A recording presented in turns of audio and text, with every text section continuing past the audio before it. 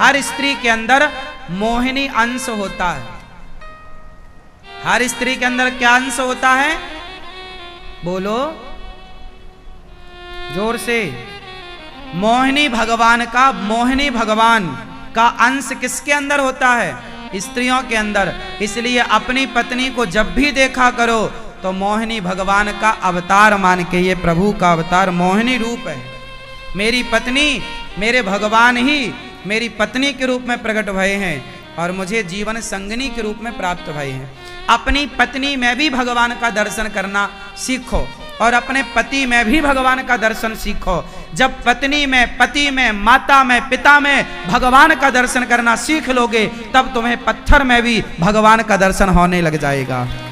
जब तक तुम्हें माता पिता में, पति पत्नी में, बच्चों में भगवान का दर्शन ना होगा तब तक तुम माथा पटक पटक के मर जाओ, तुम्हें पत्थर में भगवान थोड़ी दिखेंगे।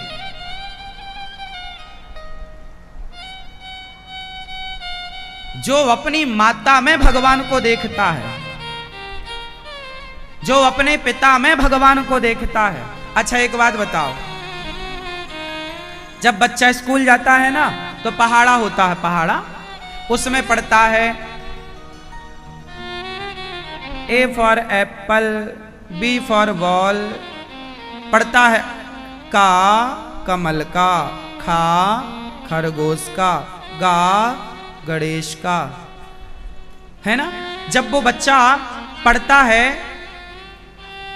हा से हाथी तो फिर क्या होता है? स्कूल में उसने पढ़ा हा से हाथी, तो जैसे ही बाहर निकला तो स्कूल के बाहर की गली में हाथी था, पहचान गया, हाथी हाथी। माँ ने पूछा कैसे पहचाना? बोले आज मैंने पढ़ा है, आज मैंने हाथी का चित्र देखा है, आज मैंने हा से हाथी पढ़ा, हा से हाथी पढ़ा। अब सोचो कि उस हाथी की फोटो देखने से बच्चे ने असली के हाथी को पहचान लिया कि नहीं? सही बताओ। फोटो देखी तो फोटो होती है, ना बोलता, ना खाता, ना पीता, ना सुनता, पर फोटो देखने से जब असली मिला तो पहचान गया। उसी तरह भगवान की फोटो क्यों होती है कि फोटो देखने से, हाथी की फोटो देखने से हाथी को बच्चा पहचान गया, तो भगवान की फोटो देखने से जब भगवान मिलेंगे तो भगवान को पहचान सके। इसलिए मंदिर बनाए जाते हैं, भगवान की आकृति पत्थर में उकेरी जाती है ताकि वो इस आकृति को देखकर उस परमात्मा को पहचानना सीख ले। पुस्तक वाले हाथी को देखकर वो जंगल वाले हाथी को पहचानना सीख ले। उद्देश्य इसको हाथी कहना नहीं है, उद्देश्य इस हाथी को पढ़ाने से वो रियल का हाथी पहचान सके। हाँ या ना? उसी तरह मंदिरों में भगवान जो हैं, इनकी प्रतिमा देखने से, इनका स्वरूप देखने से उस परमात्मा का स्मरण हो जाए। जैसे तुम अपने बाप पिता की फोटो देखते हो ना तो पिता की याद आ जाती है, पुत्र की फोटो देखते हो पुत्र की याद आ जाती है। ऐसे भगवान के मंदिर में जब भगवान को देखते हैं तो भगवान की याद आ जाए, इसलिए ये मूर्तियां हैं, इसलिए मंदिर हैं। लोग कहते हैं ना मंदिर क्यों जाएं, भगवान तो सब जगह हैं। इसलिए मंदिर बनाए गए क्योंकि वो उस परमात्मा का प्रतिनिधित्व कर रही है, यह मूर्ति उस परमात्मा का साक्षात्कार करा रही है। अच्छा एक बात ध्यान से सुनना कि मंदिर में जो मूर्ति है उस मूर्ति को भगवान के रूप में वही देख सकता है जो अपनी माता को भगवान के रूप में देखता हो, जो अपने पिता, भाई सिंपल है ना, माता पिता है चैतन्य और पत्थर होता है जड़, तो जो चैतन्य में ईश्वर को देख सकता है वही जड़ में देख सकता है। अच्छा ये बताओ, पहले आपने ABCD पढ़ा या XYZ पढ़ा? पहले काखा गाघा पढ़ा या क्षत्रज्ञ पढ़ा? क्या पढ़ा पहले? पहले पढ़ा ए, पहले पढ़ा का खा गा घा, आखिरी में पढ़ा क्षत्रज्ञ। हाँ या ना? उसी तरह पहले पढ़ा का।